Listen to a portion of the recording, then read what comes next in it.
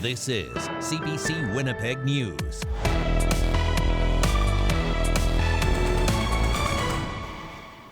Danse, good evening. Thank you for joining us. I'm Sheila North. Janet Stewart is away.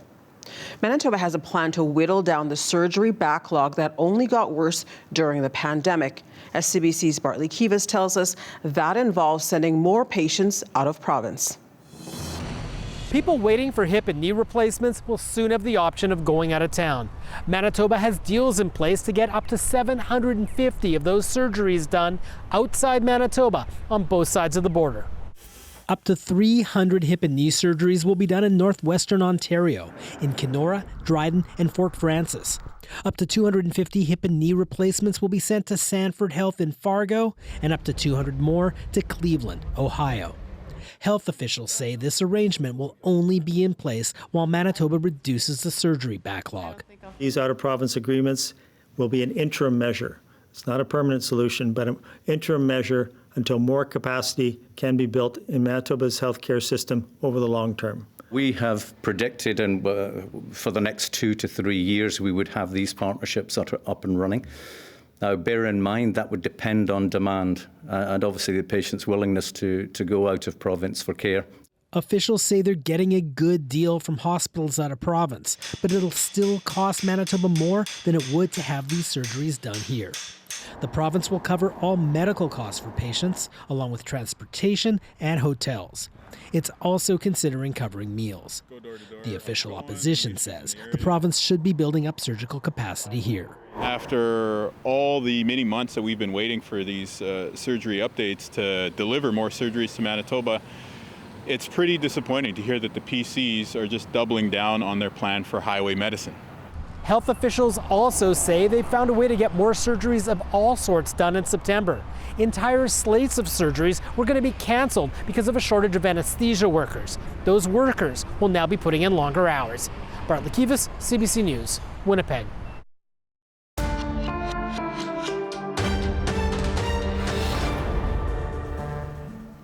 This is Independence Day in Ukraine.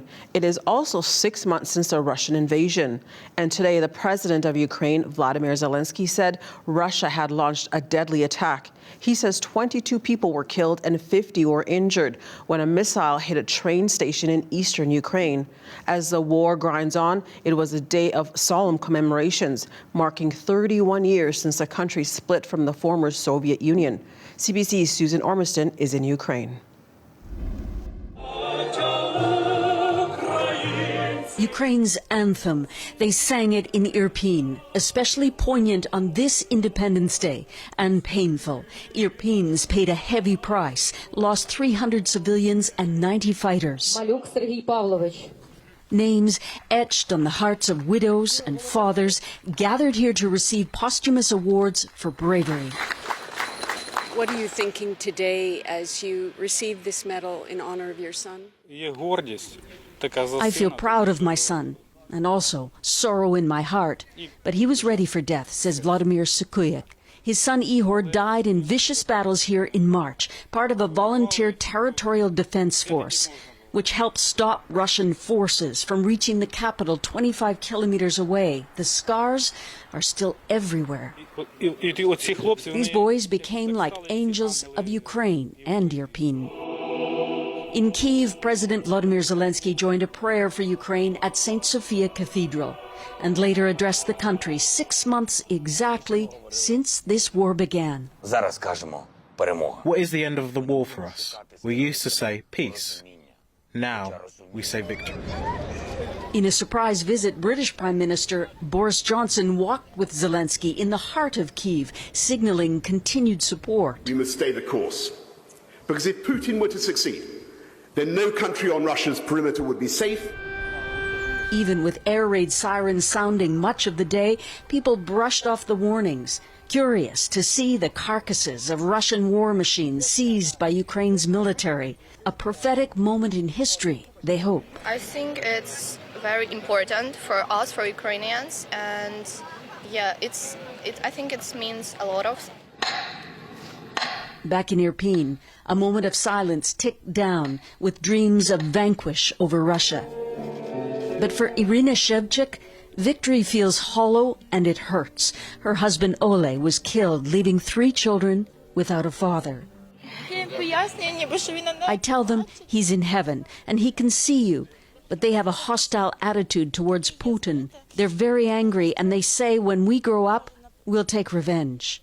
A son, just 8, clutches his dad's medal, never smiling, trying to be strong, as Ukraine battles once again for its independence. Susan Ormiston, CBC News, Irpin. The city of Winnipeg and the Ukrainian-Canadian Congress commemorated Independence Day by raising the Ukrainian flag at City Hall. It has become a regular event, but naturally this year's ceremony took on more meaning and emotion. І покажем, що ми браття козацького роду. Слава Україні! Слава Україні! Слава Україні! I feel proud because I'm eager to see my country independent. For me, independence is associated with democracy, with civil values, with my identification being a Ukrainian. And I want to see my country, my nation, prosperous and happy. I just welcomed 7 family members from Ukraine in June who were fleeing, and so it's kind of emotional. I think there is a general fatigue happening just in general because it's been 6 months. But our message is do not give in to fatigue because Ukraine needs our support and increased support, especially with the looming winter coming. It was important to come to recognize that Ukraine is an independent country. It is a democracy. It is still standing when people did not think that it would be around come today. And we're still standing and we're still strong, and I think that says something for the strength and courage of Ukrainians fighting in Ukraine. So I have a family there in Kherson region, my sister, my nephews.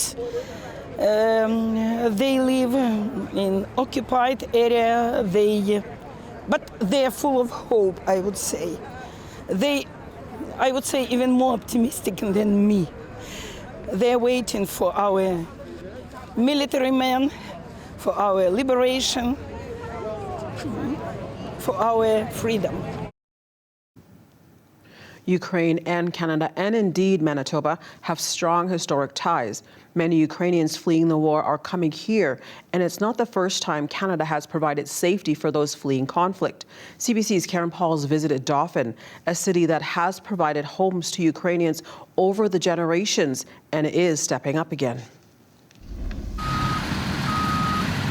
This construction site is far away from Mariupol, Ukraine, and the fishing ship Alexei Vlasov was working on when Russia invaded last February. And all this is war in our city, because right now from huge city, they are totally destroyed. After meeting up with his wife and 2 children in Romania, they made their way to Dauphin in western Manitoba. Grateful for whole Dauphin community, because many family, run away from home without nothing. Dauphin was settled generations ago by Ukrainians fleeing conflict, so when Russia invaded, people here knew they had to help. We felt we had to give back. Ryan Rollick says Dauphin has sponsored 11 families and is expecting 3 or 4 more. Our Ukrainian people are coming back to our small towns like they did 70, 80 years ago. And we're seeing that right now before us, and we're a part of that. And it's history in the making. We set the bar very high on how we can help out, and we're proud of that. About 3,200 displaced Ukrainians have arrived in Manitoba. 1 in 7 Manitobans have some connection to Ukraine. Which is why hundreds rallied this week, calling on Russia to release Ukrainian prisoners of war who surrendered from Mariupol. Sofia Lazarenko fears they'll be executed. It's terrifying, especially in our family. We have 2 soldiers that are captured right now. Many, like Maria Puhach, worried Russia will escalate its attacks. I really worry about my country. I really worry about my relatives who live there and little kids. I want them to live freely in their country and have a freedom. Back in Dauphin, Alexei Vlasov knows how lucky he is. That is my main dream for my kids, and feeling safe themselves, and they are living in a very calm and with peace, looking in the future. He hopes freedom, safety, and peace will soon come to his homeland, too. Karen Pauls, CBC News, Dauphin, Manitoba. And as part of today's celebration, the Ozoderic Ukrainian Cultural and Educational Center is holding an evening of family activities. The event is starting shortly. Yulia Zamerzia is the organizer and joins us live. Yulia, who do you expect to attend the event tonight? Good evening, Slava Ukraini, glory to Ukraine. We have a very exciting evening tonight. We are hosting an evening of the Ukrainian song here at Oseredok, Ukrainian Cultural Educational Center at 184 Alexander Avenue. And we are expecting newcomers, the refugees who just recently came to Manitoba. As we know, there are more than 5,000 people came, and we would like them to come here, get together, and celebrate our freedom, our independence. We will have we will sing our favorite Ukrainian songs. We have lots of food here. We will have a dancing workshop for kids and a wreath making workshop. So we are going to have fun today. But I would like to say that it's not only celebrating and having fun today. For us, it's important to acknowledge the independence because this is a symbol of our freedom. And Yulia, why do you feel it's important to have this family event here tonight? Well, first of all, we know that many Ukrainian families came here just with one suitcase. They don't know anyone. They are getting help from the government, but we also would like them to feel like at home and get to know each other, get to know our fantastic communities here, because our doors are open not only for Ukrainians, but everyone is welcome. And what can Manitobans do to help? Well, first of all, we really thankful to the government who supports all the families who come, because the feedback that we get that they feel really cared here, and they are getting all the necessary things they need when they arrive. So with Manitobans, it's important that they know and understand that there is a war in Ukraine, and also if, for example, people who don't speak English, they would need help, they would try to help them, because we can see that many people were not prepared to live in Canada. They don't know the language. That's why Oseredok also offers the language courses for the newcomers. Okay, well, thank you so much. I wish you all the best and have fun tonight. That's Yulia Zamerzia. She's the organizer of the family-oriented celebration of Ukrainian Independence Day. Thank you. Thank you. And the city of Winnipeg is holding 3 events where community members can come share their concerns about the taxi industry. The first was today, focusing on the voices of Indigenous women, girls, and gender diverse people. And they say the changes they want to see. CBC Sam Sampson was there. The 24 people here are taking notes, but they're not the ones learning. They're the storytellers, here to share their concerns about Winnipeg's taxi industry. Take our stories seriously. Nikki Kumaksu-Tiksak was supporting those who showed up to the city-organized event, one of 3 to make vehicles for hire safer in Winnipeg. And the goal here is to really make progress. First Nations and Métis people and Inuit have shared stories of assault and harassment in cabs for years. The inquiry into missing and murdered Indigenous women and girls specifically calls for safer transportation because of those stories. And Kumaksu-Tiksak says Inuit who come here from the north for healthcare have heard them too. 17,000 people accessing transportation because they have no choice, and a lot of them not wanting to, but they have no choice. So, that's being instilled in like 17,000 people that come here every year from the north. So changes need to be made. People need to feel safe. Winnipeg recently brought in $200 fines for drivers who assault or harass passengers. But some here say they want bigger fines and more criminal charges. And our lives are not measured by dollars, but certainly when it's enough to have an impact on a person's livelihood, then I think then they may change how they treat us. This is the first time the city is holding transportation-specific meetings, but Sandra Delarond says it's time to move on to action. We need to get past the point of telling our stories over and over again, that there has to be belief that what we are saying is true.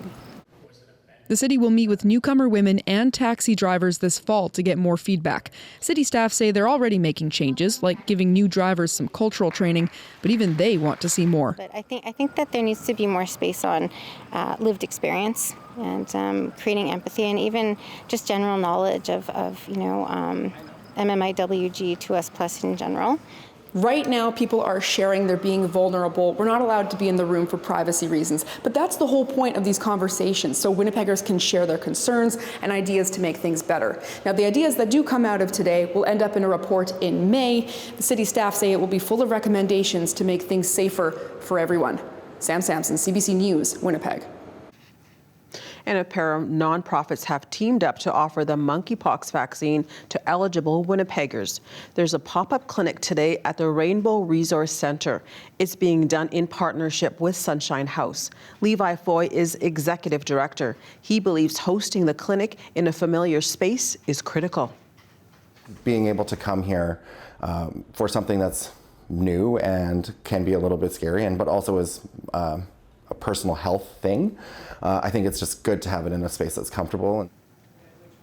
The clinic has smudging, care packages, and harm reduction supplies. Foy says using the Rainbow Resource Centre reduces barriers for the 2LGBTQ community. He suggested the province run pop-ups in bathhouses and bars in the city as well. A Winnipeg courtroom was standing room only today as 5 people admitted to breaking health rules during the pandemic. Surrounded by supporters, Patrick Allard, Tobias Tisson, Todd McDougall, Sharon Vickner, and Gerald Boemeyer were convicted of breaking limits on outdoor public gatherings. Tisson, a pastor of Church of God Restoration in southern Manitoba, gathered with supporters outside of the courtroom early in the day, praying for the outcome. Then, after his conviction, he shook hands with people in the court there to support him. The Crown is seeking fines of between $18,000 and $42,000 for each person, arguing they not only repeatedly broke public health orders, but organized events where they encouraged others to do so as well. Defense lawyers pleaded with the judge to reprimand their clients instead, saying it would take years to pay such crushing fines. The judge reserved her decision. The 5 will learn their fate on Thursday morning. Rachel Bergen, CBC News, Winnipeg. All Manitoba children can now get a COVID booster. The province just announced it's making a booster available to all children aged 5 to 11. Appointments can be made on regional vaccine sites, public health offices, pharmacies, or medical clinics. The National Advisory Committee on Immunization says there should be a minimum of 6-month interval between shots, and children who have had their first 2 shots but have been infected with COVID should wait 3 months after infection before getting their booster. The province also says it's working on a plan to ensure children get caught up with other vaccines that they may have missed because of COVID. And Pan Am Pool Park in Winnipeg has a new name. It's now called Rooster Town Park to honor the Métis community who lived there and was displaced by the city in the 1960s for commercial and other development. Daryl says the area was his family's home, but one day his grandmother and father were told they don't own the land anymore. They went to City Hall to see what was going on. No one actually told them anything. The only thing they told them, they had to be gone by September of 1960. So they quickly had to find a place to live. And it did affect the family for a long time. Sayes says he's happy to see the new name honor the history that took place.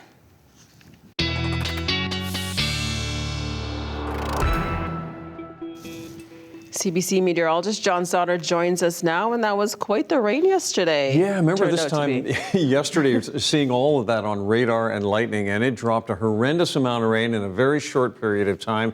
So we're going to start with some of the rainfall amounts, and Winkler seemed to be the hardest hit.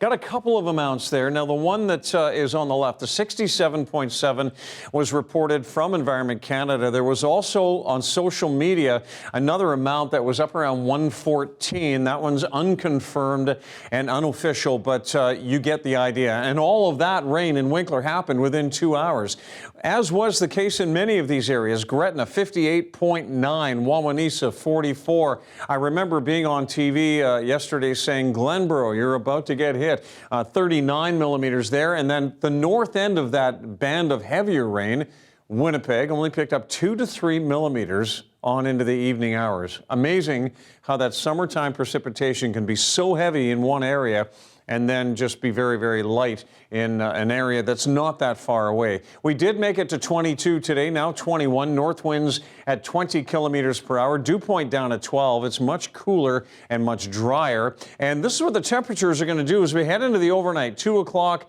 4 o'clock, 6 a.m. down to 11. And with that, that drier humidity level, that drier dew point temperature, we're going to drop into the single digits. But the normal low is now about 10. We're only dropping to about 8 degrees. Now, there was a little bit more cloud across the north, and there is right now, as you can see, and in the southwest, a little bit of mid-level cloud, but really sunny here in the Red River Valley through the Interlake. Nice to see the Interlake finally get a break from storms, etc., moving through that area. So high pressure is building in that'll keep the south in kind of a stable, sunny weather pattern over the next couple of days.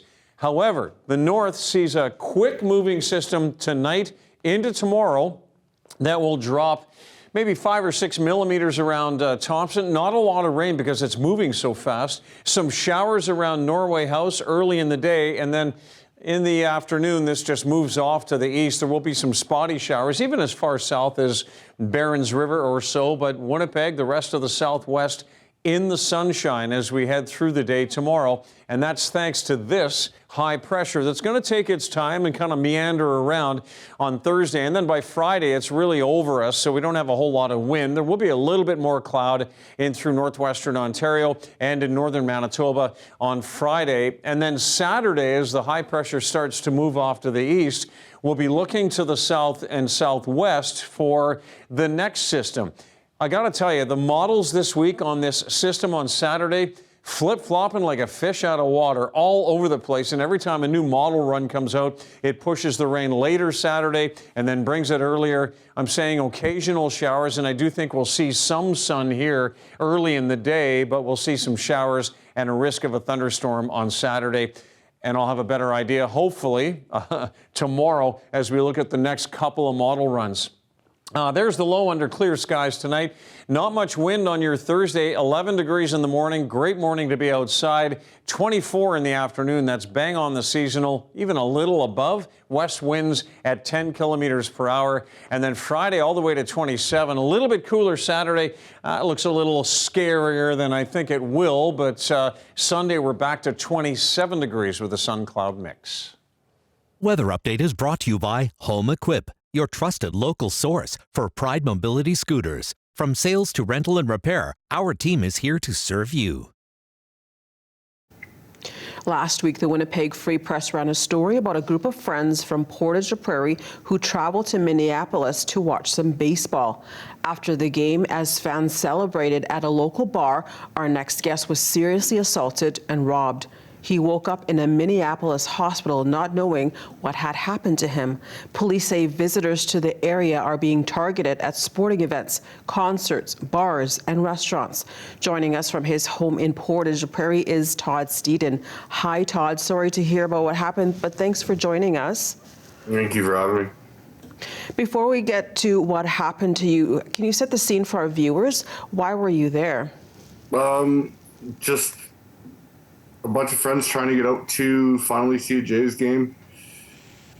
We planned on going for all 4 games, three if not 4 games, and ended up seeing one, and that was it. And tell us why only one. What happened after the baseball game, the first one you went to? Well, we ended up missing the Thursday, which was fine. We were going to make it up for the other 3. We went Friday night, enjoyed the game. Everything was great. Went out with a few friends after from Brandon, Surus, all over. And yeah, I ended up waking up in the hospital the next morning. And do you know what happened and how are you doing? Well, yeah, I know I was assaulted and robbed according to the police reports. I'm slowly trying to recover from this. It's been 16 days since I've actually had something solid to eat, which is unfortunate, but it did cause me a broken jaw and a slight brain bleed from the assault. And in your dealings with police, what did you hear about other incidents? He had said, I'm one of many. Unfortunately, I was the only one to end up in ICU, which I don't know if it's a good or a bad thing. I'm thinking it's a good thing that, yeah, it's unfortunate it happened to me, but I'm glad I was the only one. Sounds horrific. Would you go back? Yes and no. There definitely wouldn't be go out, have some after drinks at a bar. It'd be go to the game and get back to the hotel would be kind of the only situation I'd be willing to put myself in there. And if that was your advice to people traveling south, what else would you warn them about? Don't think you're invincible. Don't think nothing's going to happen. Clearly, like, I'm a large man, and I didn't think anything like this would happen, and it did, and it happened to many others. I would say travel in groups. Don't get separated. Stay together, and if you don't have to, don't go to a bar. Okay. Well, thank you, Todd. Todd Steeden is from Portage Prairie. He was assaulted after a baseball game in Minneapolis. Good luck with everything. Thank you for joining us. Thank you very much. I appreciate that. As we head to break, we want to remind you to subscribe to our CBC Manitoba YouTube page. Your latest headlines are on there, and we are also now posting the entire newscast.